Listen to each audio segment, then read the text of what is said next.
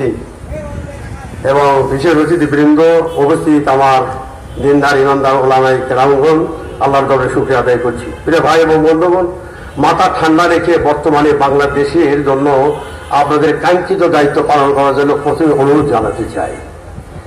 সমস্ত ভেদাভেদ মিলে গিয়ে ঐক্যবদ্ধভাবে আমাদেরকে ইসলামপন্থী যারা আছেন, আল্লাহর এই জমিনে আল্লাহর দিন চালু হওয়ার পরে তার পুরো গোলামিকর এনভায়রনমেন্ট তৈরি করার জন্য আমরা যারা রাজি আছি, তাদের এখন সবকিছু ভুলে গিয়ে, সমস্ত পার্থক্য ভেদাভেদ ভুলে গিয়ে, কারণ ভেদাভেদে একটি করে মনে রাখতে হবে, নামাজ, রোজা, হজ, যাকাত অনেক শূন্য, এইগুলোর কোনো পার্থক্য হবে না। ছোটখাটো হলে কোনো পার্থক্য থাকে মশলা মশাই, আল্লাহর রাস্তায় দিনের সাথে আপনাকে ভুলে গিয়ে এক কাতারে আসতে হবে। ওলামায়ে কেরামগণ এই উম্মর অভিভাবক, ওই যে লেখা আছে দেখেন, এই অভিভাবকের দায়িত্ব আপনাদেরকে পালন করতে হবে। ওলামাদের কণ্ঠ স্তব্ধ হয়ে গেলে বাতিলের অগ্রসর হয়, এখানে লেখা আছে দেখেন, আপনারা আছে, যা হয়ে গেছে।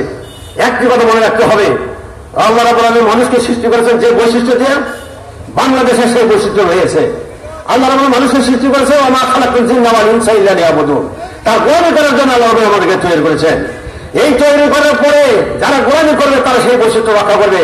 বাংলাদেশটা রাষ্ট্রীয়ভাবে এই গোলামি করার জন্য একটা পরিবেশ আল্লাহ দিয়ে আসছে আমাদেরকে, কারণ 92% মুসলমান এই দেশে রয়েছে। সেই দেশে আমরা গোলামি আমরা করতে পারতেছি না, কি কারণে আপনাদের কাছে বুঝতে হবে ভাইয়েরা। 1956 সালে সংবিধান তৈরি করা হয়েছে, কোরআন সংবিধান, কিন্তু যুক্তফ্রন্টের আওয়ামী লীগের স্পিকার শাহিদ আলীকে মেরে ফেলে দেওয়ার পরে এই সংবিধান পাস হয় নাই। 58 সালে মাশাআল্লাহ জারি হয়ে গিয়েছিল। এইটার কারণে আমরা সেদিকে হতে পারি নাই। প্রিয় ভাই এবং বন্ধুগণ, এই জন্য আপনাদের কাছে আমি একটু নিবেদন করতে চাই। আমাদের যিনি প্রধান অতিথি আছেন, আপ্রাণ চেষ্টা করছেন, আমি তার অন্য পরিচয় দিতে চাই না, আপনারা সবাই জানেন। আপ্রাণ চেষ্টা করছেন আলেম ওলামাদের মধ্যে। আমাদের খলিল মাদানী সাহেব তিনি কাজ করছেন, জয়নুল আবেদিন ভাই সহ যারা তারা সেন্টারে তারা কাজ করছেন। আমি গতদিনও আসাদুল্লাহ গাজীবাড়ি এখানে গিয়েছিলাম, মজিদ ভাই সহ রাজশাহী গিয়েছিলাম। একদল কেন্দ্র আহলে হাদিস ভাইরা তারা ঢাকাতে তারাও সেখানে আসছিলেন। এছাড়া মামুনুল হক সাহেব, আপনাদের ইসলামী আন্দোলন বলেন, হেফাজত বলেন, যত আছে সবার সাথে আমরা একত্র হতে চাচ্ছি। সবাই আজকে আমাদের একত্র হয়ে গেছে, আমাদের মতভেদ আমরা ভুলে যাচ্ছি। জয়নুল আবেদিন ভাই অবশ্যই উল্লেখ করেছে। আমি আপনাদেরকে অনুরোধ করতে চাই, 1947 সাল আসার আগে 500 বছর ইতিহাস মনে রাখেন মুসলমানদের, 200 বছর গোলামের ইতিহাস মনে রাখেন। এই 200 বছরের গোলামীকে উৎখাত করে দেওয়ার জন্য আমাদের ভূমিকা ছিল, সে ভূমিকার কথা আপনাদেরকে মনে রাখতে হবে। 47 সালে দেশ বিভক্ত হওয়ার পরে আমরা শাসনতন্ত্র পৃথকভাবে কোরআনে করতে পারি নাই বলে মুসলিম লীগের গাদ্দারি করার কারণে এদেশে কোরআনের শাসন চালু হয়ে যায় নাই। 1971 সালে যুদ্ধ হওয়ার পরে যে সংবিধান তৈরি হয়েছে, এই সংবিধান বাংলাদেশের মুসলমানদের সংবিধান না, এটা আপনারা সকলেই জানেন। যদি সংবিধান মুসলমানের হতো তাহলে আজকে নিজামীকে ফাঁসির কাজটা দেওয়া লাগতো না। এই কথা ভালো করে মনে রাখতে হবে। আমাদের নেতাদেরকে হত্যা করা করতো না, আমাদেরকে জেল খাটতে হতো না, গুম হতে আমাদের হতো না। এই ইতিহাস আমাদের কাছে মনে রাখতে হবে। এগুলো পের হয়ে না আজকে বাংলাদেশে যে পরিবেশ তৈরি হয়ে গেছে, এই পরিবেশ আপনাদের অনুকূলে আছে। বৈষম্যহীন একটা সমাজ গড়ে করতে হলে একমাত্র আল্লাহ দেওয়া বিধান ছাড়া কোনোদিন এসে হতে পারে না। আর এইটা করতে গেলে রাষ্ট্র শক্তি ছাড়া কোনোদিন সম্ভব হয় না। এই দেশের একটা বৃহত্তর দলের একজন বড় নেতা সেকেন্ড পার্সন তিনি বলেন আমরা শরিয়ার আইন মানি না। একবার চিন্তা করতে পারেন, যদিও সংবিধানটা চেঞ্জ করে আওয়ামী লীগের সংবিধান সংশোধন করার পরে এই সংবিধান বিসমিল্লাহ বানানো হয়েছে, আল্লাহর উপর আস্থা বিশ্বাস স্থাপন করা হয়েছে, এ কথা ঠিকই লেগেছে। কিন্তু সংবিধানকে পরিবর্তন করেছো, এই সংবিধান মধ্যে আপনারা রাষ্ট্রধর্ম ইসলাম করা হয়েছে, কিন্তু আপনারা জানেন এই সংবিধান কি পরিবর্তন হয়েছে? না, তা হয় নাই।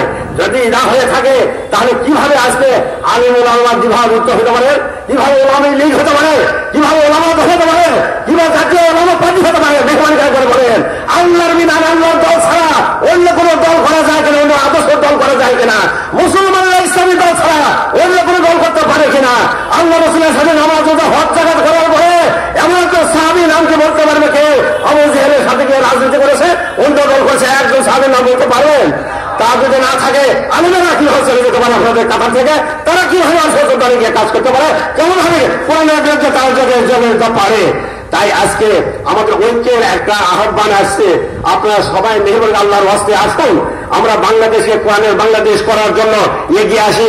আমরা আল্লাহর কাছে, আপনারা আলেমেরা আল্লাহর কাছে সবচেয়ে প্রিয়, কারণ আলেমেরা আল্লাহকে বেশি ভয় করে, কোরআনে এটা বলা আছে। যেহেতু আপনারা ভয় করেন আর আল্লাহ আপনাদের বেশি ভালোবাসে, আপনাদের সাথে আমরা থেকে এই বাংলাদেশ সাধারণ মানুষের জন্য, মুসলমানের জন্য এই দেশটাকে সুন্দর দেশ মনে করি। এই দেশে যদি ইসলাম শাসন চালু হয়ে যায় তাহলে অমুসলমানেরা শান্তিতে থাকতে পারবে, কারণ দিন ধর্ম জবরদস্তি হবে না, না কোন দিন কোন দিন, ওরা ওদের ধর্ম ওদের ফান্ডামেন্টাল রাইট তারা ভোগ করতে পারবে, আমরা আমাদের ফান্ডামেন্টাল রাইট আমরা ভোগ করতে পারবো, দেশে শান্তি এসে যাবে। ভাইয়েরা, আজকে দেশে ষড়যন্ত্র শুরু হয়ে গেছে ইসলামকে এগিয়ে যাচ্ছে না যাওয়ার জন্য, যাতে তারা এগিয়ে যেতে না পারে তাদের নানামুখী ষড়যন্ত্র হয়ে গেছে। এই জন্য মুসলমান ভাইদেরকে বলেন, আজকে সব শেষ হয়ে গেছে, এখন আল কোরআনের বাংলাদেশ আমরা দেখতে চাই। মুসলমানেরা আল্লাহ রসুলের আনিত জীবন ব্যবস্থা ছাড়া অন্য কোনো মানতে পারে না।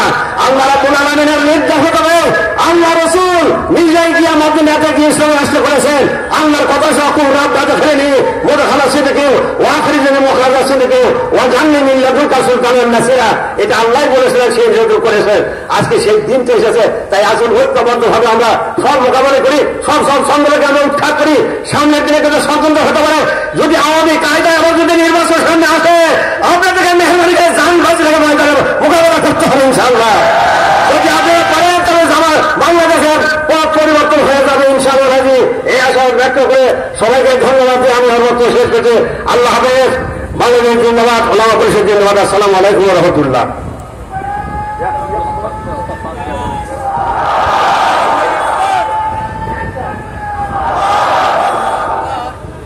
ধন্যবাদ অধ্যক্ষ জনাব শাহাবুদ্দিন সাহেবকে তার মূল্যবান বক্তব্য পেশ করার জন্য।